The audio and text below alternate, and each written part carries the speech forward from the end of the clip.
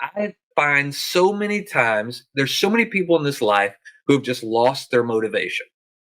So they go to these business conferences, and these people who are successful in their eyes that are doing big things, and realistically they go hoping to be motivated. And man, you can spend all day getting fired up by people who are doing things bigger, better than you, and you're like, man, I'm going to do this. And then you walk out the door and you didn't change anything in you. You're just going off their steam. But the further you get away from them, that dies off, and you go back to doing whatever you did. So then you bounce from conference to conference to conference, hoping that this momentum or this motivation will fuel you to the next one. And church is the same way. There are people who come to church every week, every Sunday, and it is in hopes to get enough motivation to make it to the next Sunday. And they just hope that life is not too busy, not too just everything going on, and they can just bounce from service to service. And I see this often, that people just go from church to church to service, because if I stay in service, it'll get my mind right, instead of realizing that all these moments are not to motivate you, but it's to activate you. So the first step that I'm going to talk about today is stop the mindset that you always need motivation. I'm tired of motivation. I'm tired of going to church and just to get motivated, to get me pumped up. I'm tired of going to these conferences so people can tell me how I should be doing things better. I'm like, oh yes, there is a way, and I walk out and I'm still lazy and broke and doing all the things I used to do and expecting different results, and then I got to go back and get pumped up and motivated again. I'm tired of broken people being motivational speakers and tell you all these good things about all these things, but when you look at their life, you're like, you're still broken some areas. Like, why are you trying to motivate me when you need to be able to help yourself? Like, yeah, you're doing things better than you used to, but you're still not doing it to the level you could be, or for the right reason, or the right why. Like, there's a lot of motivational speakers out there that find solace in helping get you motivated.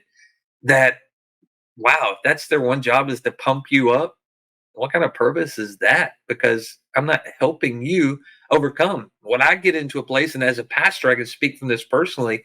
If my job is to come in every week to preach a sermon to make you feel good, then what I'm really doing is tying to you to my voice.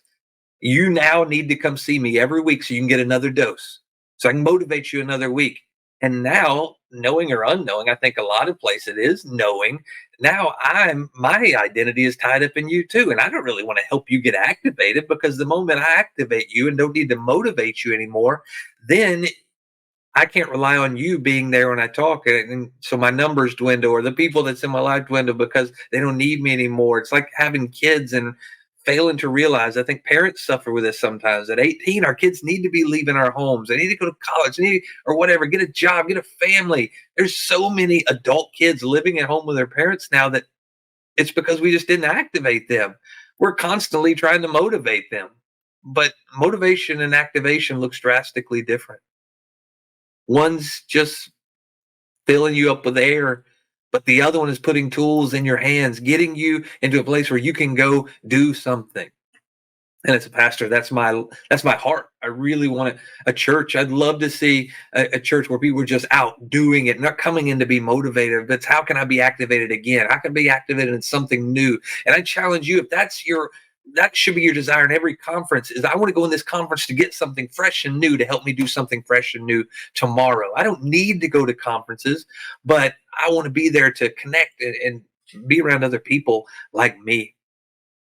But this thought came to my mind as I was there that day preparing, and really I was just sitting listening, and this thought kind of dropped in my spirit, and it was this right here.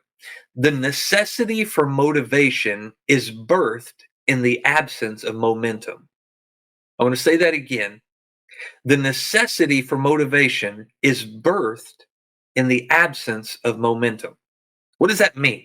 So I'm going to get you some definitions real quick, because that's the way I am. Motivation is this: the process of providing someone with a motive. So if you need to be motivated, what you're really asking that speaker, that person, is, I need a motive to do what I'm supposed to do. Like, you wake up, I need to go to the gym. I just have zero motivation. So you're expecting me to give you a motive. A motive is a cause to act. You need to go to the gym because your butt's chunky. Or probably a better motivation. You need to go to the gym because you need to be in good shape to do all the things you do. But you know what? I can give you a cause to act, but deep down, if you don't believe in it, you ain't going to do it. Or you'll do it for enough time until the pump up wears off and or I'm out of your view, right? You'll do it when you're around me. You'll do, hey, look at me.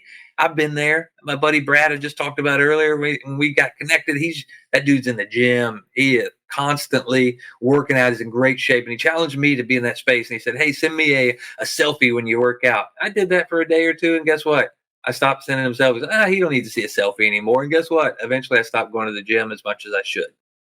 Yeah. There's an expiration date on these things. I'm not proud to say that today. And if Brad hears this, sorry, Brad, I'm now back in the gym more. But you know what? I don't have to send him a selfie every time I'm in the gym because now I don't need his motivation. I don't need his motive to act. My motive is I got to get in it. So motivation is the process of providing with a motive. A motive is a cause to act. If that's where we get stuck in life, is we're constantly asking other people to give us a reason to act, a cause. This is the world around us, right? How many people are jumping on a cause? Why? Because somebody with a bullhorn motivated them to get up and to walk about this and to talk about this, and they really don't even know what their life represents. They're just looking for motivation, looking for a motive. So they'll jump on anything and be a loud voice and yell and sit in on this and walk on this. And they have zero idea in this life. This is the generation, the younger generation that we're dealing with today, is because we have a whole group that is just searching for motivation because they can't find their own. That's why we have people sitting at home and don't want to work. Was my motivation doing something, being active, going and being a fruitful member of society instead of just sitting back and letting people pay for you because you're unwilling to do it?